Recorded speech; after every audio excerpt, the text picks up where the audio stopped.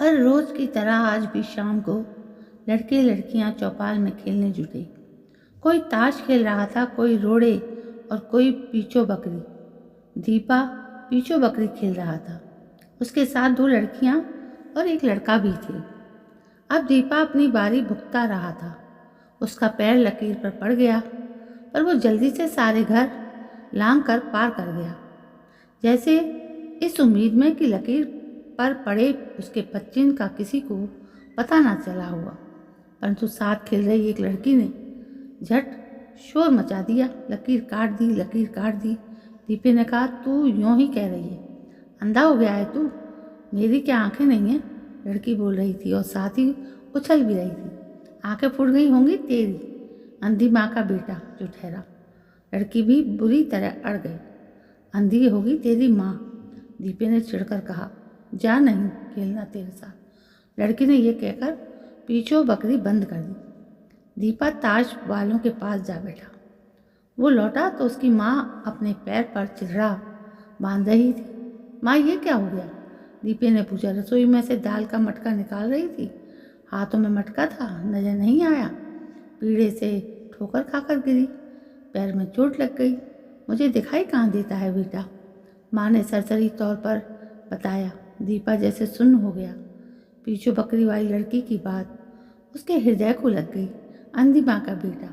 खेत से उसका बाप आया, नहा धोकर खाना खाने को बैठा तो दीपे को आवाज़ दी, अबे घड़े में से पानी का गिलास भरकर लाना। तो घड़ोची पर रखे घड़े को टेढ़ा करके दीपा पानी का लोटा भरने लगा।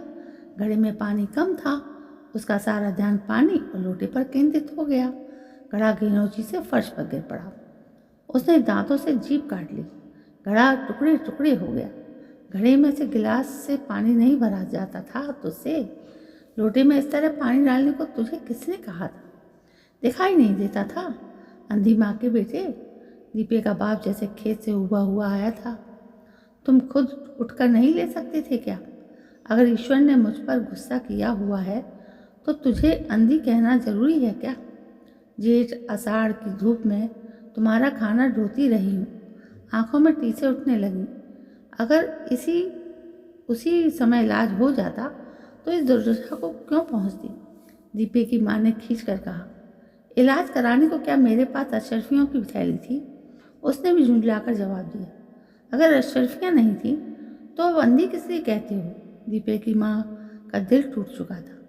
तो अंधी किस लिए है? अंधेरा तो मैं ढो रहा हूँ, हल पीछे टांगे घसीट घसीट कर ढाल हो जाता हूँ और घर में आकर खाना भी नसीब नहीं होता। दीपे के बाप के ये शब्द उसकी गृहस्थी की दुर्दशा को प्रकट कर रहे थे। दीपा इकलौता बेटा था। उसकी 3 बड़ी बहनें सब शादीशुदा होकर अपने अपने घर चली गई थी। इन तीनों बेटियों के विवाह में घर चौपट हो गया। जमा पूंजी सब चली गई थी। अब छोटा सा परिवार बड़ी कठिनाई से गुजारा कर रहा था। दीपे की माँ की आंखों में एक बार टीसें उठी। आंखों के कोई जैसे फटकर बाहर आ रहे थे, तनपटियों पर जैसे घूंसे चल रहे थे। उन दिनों गेहूं की बिजाई का जोर था। उनका खलिहान भी खेतों में ही था। घर से कोसों भर दूर लड़कियों में कोई नहीं आ पाई थी जो पिता को खलिहान में खाना दे आती। दीपे से ढोर डंगर की मुश्किल से संभलते थे। उसकी माँ बहुत गिड़गिड़ाई कि मुझे बरनाले ले जाकर मेरी आंखें दिखा दो, पर दीपे के बाप की को उसकी आंखों की अपेक्षा खेतों की ज़्यादा चिंता थी।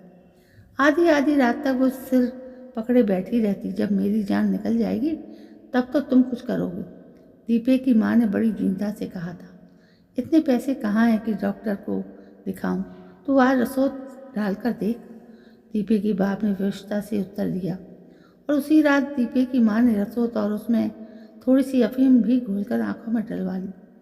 उसकी आंखें जैसे जल ही तो गईं। पसीना छूट गया।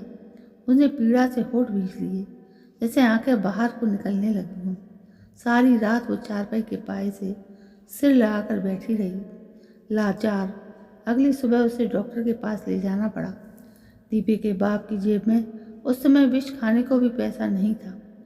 गेहूं निकलने पर 50 देने का वादा करके किसी बनिए से 40 रुपये लिए और वे बरनाले गए। दीपे की माँ का दर्द तो दूर हो गया, पर नज़र 1/4 भी न रही। दीपे का बाप मुश्किल से दिन काट रहा था। दीपे की माँ अंधी नहीं तो अंधों जैसी अवश्य हो गई थी। दीपा स्वयं एक भैंस, एक बकरी और एक बछड़ा, इन तीनों पशुओं को चराने में सारा दिन उलझा रहता था। एक दिन उसके सारे साथी पिछले पहर की चाय के साथ रोटी खाने लगे। दीपे ने कपड़े के चिथड़े में से बासी रोटी निकाली जो राख से सनी हुई थी। रोटी से राख नहीं झाड़ी, अंधी माँ के बेटे, एक लड़के ने ताना कसा। दीपे की आंखों में पानी आ गया। उसने नजरें झुकाकर सूखी कसैली रोटी चाय के साथ पेट में ठूंस ली। इस बार बारिश अच्छी हो गई थी, इससे बढ़कर और जरूरत भी नहीं थी। सावन की मंडी बरनाले में काफ़ी भरने लगी थी।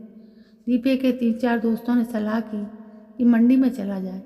दीपे ने बहुत जिद की, मुझे अपने बछड़े के लिए घुंघरू लाने हैं, पर उसके बाप ने बड़ी मुश्किल से एक अठन्नी ही दी थी और 1 रुपया उसने पहले ही बचा रखा था।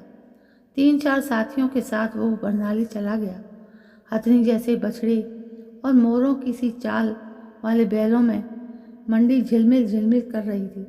किसी ने घुंघरू लिए, किसी ने गानी मनकों का हार, किसी ने बकरी की झांझरें ली, मगर दीपे ने सारी मंडी छान मारी और उसे कोई भी चीज़ पसंद नहीं आई। एक जगह एक सन्यासी बैठा दवाइयाँ बेच रहा था। उसकी जवान आरी की तरह चल रही थी। ये है सुरमे की डली। ये वो सुरमा नहीं है जो बाजार में दुकानों में आम मिलता है। 12 और 12 24, और ये उसने अपने दोनों हाथों की 10 उंगलियां खोली और फिर दाएं हाथ की 2 उंगलियां खड़ी करके पूरी 36 जड़ी बूटियों का इसमें प्रयोग किया गया है। एक ही फुंकार में सांस ले लेने वाले काले नाग के मुख में इसे पूरी 1.25 महीना रखा गया है और फिर जल में धोया गया है। नए खरल में घिसकर 3 दिन रात इसे आंखों में डालिए, सफ़ेद मोतियाबिंद की जड़ खत्म। 7 दिन डालो तो कालिया मोतियाबिंद को भी खत्म करेगा। नज़र को तेज करेगा। सुई में धागा डालो, चलती हुई चींटी को देखो, अंधे पुरुष नेत्रवान हो जाएं। एक डली की कीमत सिर्फ 8 आने। अंधी माँ का बेटा। दीपे के दिमाग में हथौड़ियाँ बज रही थी। मंडी में उसने ना कुछ खाया ना पिया। मोटर का भाड़ा रखकर 8 आने निकालकर सन्यासी बाबा की हथेली पर रख दिए। सभी दोस्तों ने देखा कि उसने मंडी में कुछ नहीं खरीदा है। गाँव वापस लौटे तो उसके बापू ने कहा, क्या क्या खाया पिया मंडी में दीपे? सुरमे की डली लाया हूँ बापू। 1.25 महीना सांप के मुंह में रखी हुई है, बस अब बेबे की नज़र तेज हो जाएंगी। दीपे के शब्दों में अजीब उत्साह था। अच्छा दिखा तो जरा। उसके बापू ने विस्मय प्रकट किया। पगड़ी के छोर से डली खोलकर उसने बापू के हाथ पर रख दी और मुस्कुराया। उसके बापू ने काली सी कंकड़ी को टटोल कर देखा और कहा, ये तो पत्थर का कोयला है रे, तेरी आंखें कहाँ गई थी बेवकूफ़। और दोस्तों, इस तरह से कहानी यहाँ ख़त्म होती है। कहानी आपको यदि सही लगी हो तो प्लीज़ मेरे इस चैनल को सब्सक्राइब करना ना भूलें। कल मैं फिर हाजिर होती हूँ नई कहानी को लेकर। तब तक के लिए जय हिंद, वंदे मातरम।